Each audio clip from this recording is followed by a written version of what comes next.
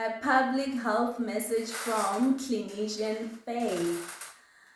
Today's focus is on HIV prevention and Lenacapavir injectables for the prevention of HIV and AIDS. Do you want to live or not series? These are professional messages from a public health consultant specialist, a healthcare professional, clinical associate, skilled in emergency medicine and provision of primary health care. I am so happy to have you here. I can acknowledge the discomfort that people may experience when discussing such deep topics, especially concerning HIV and AIDS, due to the associated stigma and embarrassment associated with the disease. However, I'd like to raise the fact that this communication channel is to raise awareness, offer support, and do away with stigma, and also to raise awareness and to reduce the vaccine hesitancy. I have a simple question to ask. Do you want to live or not? Let's dive deep into it. The practice of sexual activity is not a foreign procedure to mankind. It is a normal physiological response, and therefore there is no shame, no judgment, and it is normal. In the era where more than 1.2 people are currently living with the disease of HIV, it is quite important to demystify certain critical issues, especially concerning the Lenacapavir injections are used as preventative methods. It's important that we shine light to this groundbreaking science and bring it to the public.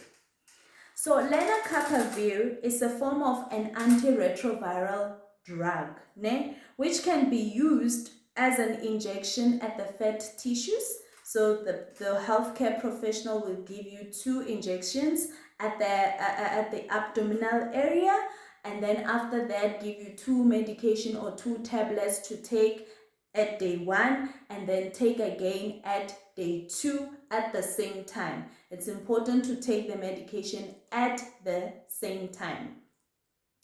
And then after that, 1 month later, they will call you back in to do the HIV testing, the voluntarily HIV testing.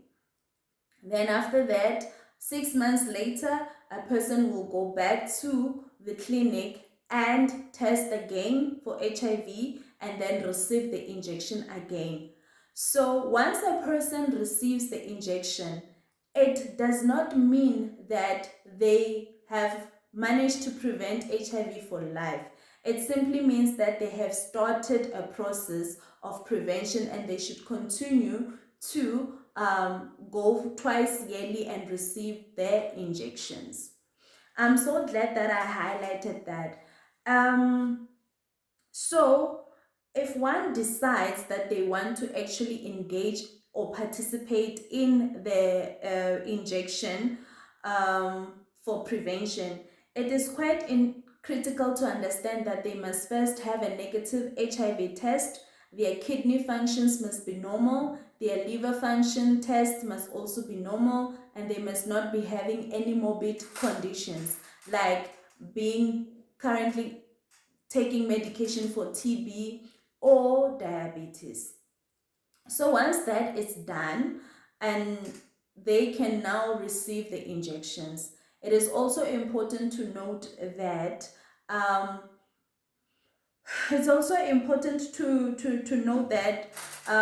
the drug can be used by specialists or the HIV committee as per third line regimen for people who have tested HIV positive and are failing on multi-drug resistant HIV treatment.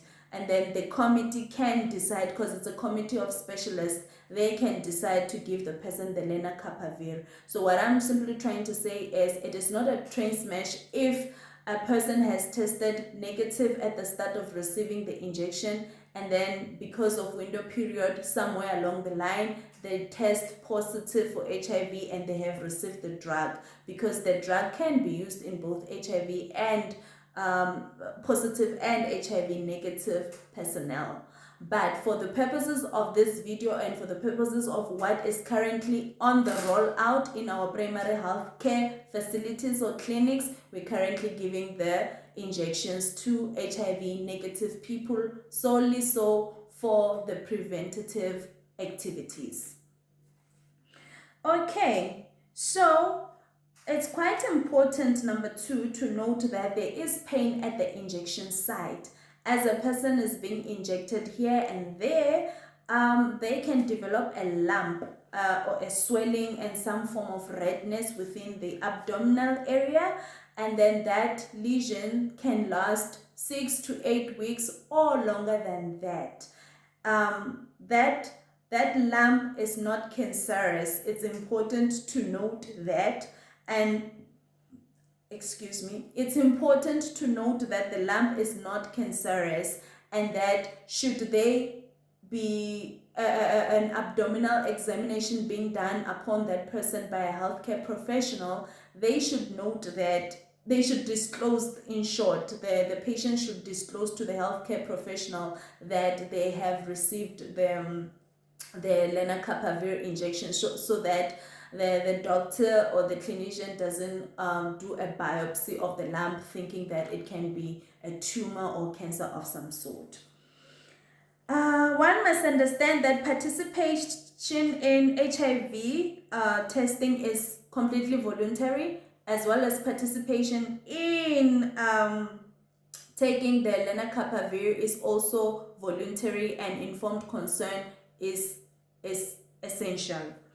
And if it is a child, say for example someone younger than 16 years of age, and the mother has just decided that they actually want their child to receive the Lenacapavir injection, assent from the minor must be obtained and documented as such.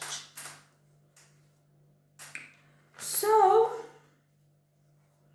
we have had multiple discussions with patients coming into our consultation rooms trying to gain more information about the Lenacapavir injection. Firstly, it's important to understand that it is not available at GP practice level. It is available at selected clinics, and then you can ask your healthcare worker to direct you which clinics actually is offering the Lenacapavir injections. That's number 1. And then on top of that, it's also important to understand when is the drug concentration reaching the therapeutic level or therapeutic dose within the blood. What I simply mean by this is that when you take the injection today and the tablet today and the next tablet the next day, you can wait 2 to 3 days before you engage in sexual practices to ensure that the drug concentration is fully present within the bloodstream to offer protection. That's what I simply mean.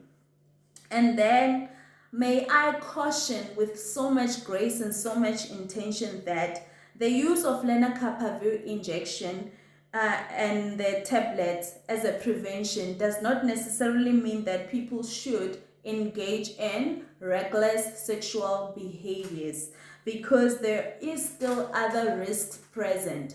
Risk of HIV, risk of other STIs, sexual transmitted infections, and risk of pregnancies. So one should still take appropriate measures to protect themselves against such. It is critical to highlight that the preventative medicine is a major breakthrough in decreasing the incidence, the prevalence of HIV and its associated mortality and morbidity. What do I mean by this? We are one step closer to ending new onset of HIV infection, especially within the South African context. So who can benefit from the vaccine is quite important. These are people who engage in high-risk activity, people like those who work in the labs, touching blood, those who are healthcare workers caring for HIV positive individuals, sex workers are at increased risk, people who are engaging in sexual practices with HIV positive partners. May I highlight that in the era of dolutegravir, whereby people are actually taking their acryptega, their radine, whatever ARV formulation that they are taking, they are currently virally suppressed. By viral suppression, I mean that when we do the blood test, the HIV virus is still present in the body, but it is lower than detectable. And if we cannot detect it by standard laboratory testing, it means that one cannot transmit it to the next partner. So basically what I mean is that even a partner who is having a viral load that is lower than detectable, and if that partner is engaging in a serodiscordant relationship, meaning to say the partner is HIV positive and the other partner is HIV negative, the risk still exists for the transmission of the virus due to other factors. So these individuals, or the one that is HIV negative within the relationship, can benefit from having their injections of the Lenacapavir. That's what I mean in short. Of course, there are other preventative methods like your Truvada's, which are oral tablets. This simply means that a person can take that one tablet, which is a combination of tenofovir and emtricitabine. They can take it every day, once per day, same time, for as long as they are exposed. You understand what I mean? There is also that option, should a person choose to do so. So, can I add that people who can also benefit from the Lenacapavir is our female population. Female population desiring to have children and to ensure that their children are born HIV negative, they can participate in their Lenacapavir injection. It is safe during pregnancy. The studies have highlighted until further notice. As you know, within the HIV space, the guidelines are forever changing. In the 14 years that I have been in clinical practice, I can appreciate the fact that guidelines change all the time suddenly, and once the information is published out there, it's also critical that when the guidelines changes, we come back and then we do new videos and release new information. But as of now, Lenacapavir is safe during pregnancy. So this, why am I saying that women who are planning on falling pregnant can benefit from Lenacapavir? It is simply because I can appreciate the fact that many women at the start of their pregnancy will test HIV negative, and then 4 months, 6 months down the line during their pregnancy, they seroconvert and then they test positive, and then that puts the fetus or the child in the womb at increased risk of acquiring HIV inside of the mother. Of course, we have PMTCT program for that, which is prevention of mother-to-child transmission of HIV programs for that. But it's best to do preventative measures than to wait for curative ones. That's what public health stance believes in, and I support that notion. So if you are a woman planning to fall pregnant, you might want to consider participating in Lenacapavir injections. It's quite critical, it's important, it can help you and your infant, should you choose to do so. What is the other thing that I wanted to talk about? Vaccine hesitancy. Ooh, I was having a conversation with one of my very, very close friend a very close friend indeed. He asked me that, so with this vaccine, once we talk about vaccination, usually people receive a weak form of the virus within their body in order to make them stronger. Like in order that they receive the weak form of the virus so that the antibodies can generate soldiers to fight off infection. And that's how vaccines normally work. So he asked me, is this the case with the Lenacapavir? My response was, this is a very important question and thank you for asking. No, the Lenacapavir vaccine or preventative measure doesn't work like that.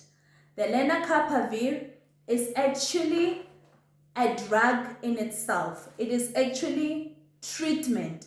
It is medicine. It is not a weak form of HIV meant to induce soldiers to fight off infection in your body. No, that is not it. The question was very important and I appreciated it. So I further went on to explain, I'm not an expert in pharmacology, but this is how it works. The Lenacapavir drug or medicine will get into your bloodstream. It then goes and binds to the soldiers that fight off infection, your CD4 counts, your CD4 cells, clusters of differentiation cells. It binds there and occupies those cells because those are soldiers that help you fight off infection. After doing that, once you engage in sexual activity and the virus gets into your body, the virus will try to want to bind to the CD4 cells or the soldiers that fight off infection within your body. That virus will struggle because once it gets there in the bloodstream, it will find that GP120 cell is already occupied. That door is already occupied with something. It's already locked. Therefore, the virus will filter and just cruise through until it is destroyed and doesn't get to attach or incorporate itself within your normal CD4 cells. That's layman's term. I know that I'm a medic. I'm supposed to use this fancy jargon and explain this, but my videos are, I want it to be in such a way that even a 10-year-old can look at this, understand the concept, and then a 10-year-old can be able to give assent to say, I want the Lenacapavir injection because of A, B, C, D, and E. That's why I communicate in such a manner.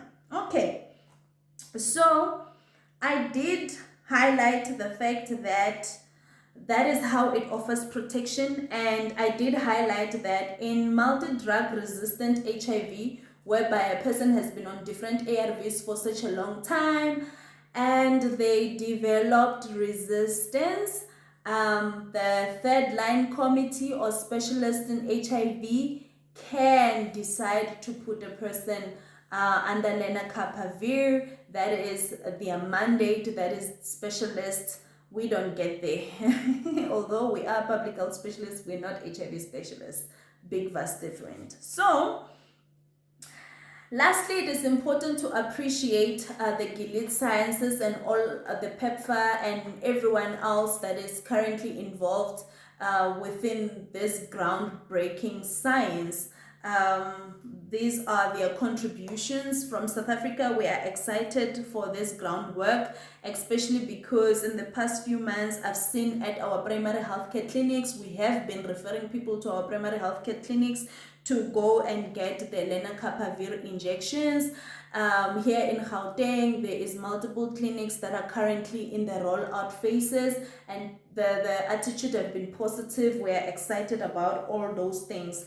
It's also important to know that if a person still has vaccine hesitancy, but still feel like they are at increased risk of the HIV acquisition, they can, if they choose to take the Truvada, which is a combination of tenofovir and emtricitabine. they can take that drug every day until they decide that the risk is now eliminated. It's quite important. So I'm also encouraging conversations within couple households to say, these days, if a person is HIV positive, it shouldn't be an issue of people fighting over it, because there are ways in which us as healthcare practitioners can support you to living as far normal a lifestyle as possible. Because remember, I spoke about when a person's viral load is lower than detectable, they cannot pass it on to the next person. And how to achieve HIV viral load that is less than detectable is to take your one tablet that a person is currently taking, or whatever regimen of ARVs that they are currently taking, and take it every day, same time, and then just follow a healthy lifestyle. Go to the gym, eat your food, avoid milky products. If you're taking the dolutegravir, you have a spacing in between, 4 hours apart, 2 hours apart, depending on what your healthcare worker tells you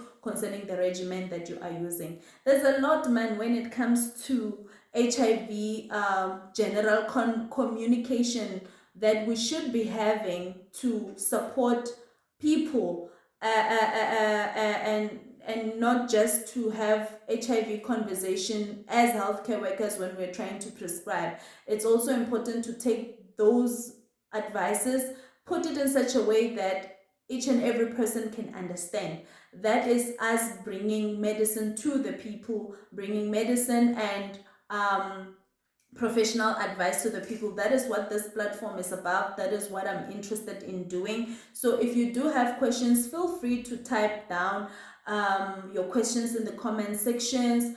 I am someone who is so exposed to multiple specialties every day at work. If I don't understand it, I'll just go there and ask them, and then come back with a strong, profound, clinical, evidence-based medical advice.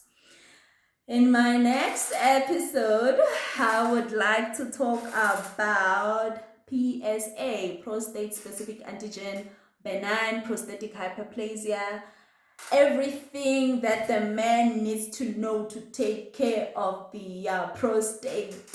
I am excited about the topic. That is because screening is important. That's the next thing I want to talk about. I also want to talk about disclosure, age-appropriate HIV disclosure. I want to talk about development of side effects while on taking chronic medication, especially HIV. I want to talk about kidneys, liver diseases, all of those things in a patient experience type of a way, to come down to a patient's level and explain those things, what to expect, what to look out for, all of those things. Those are the things that in my next videos I want to highlight. Thirdly, I want to also talk about diabetes. We want to talk about epilepsy, what to do, how, all of those, high blood pressure, everything health, man. We are going to have this multiple videos. Whenever you see me wearing black, just know that it is public health time. Do you want to live or not series? Thank you for tuning in.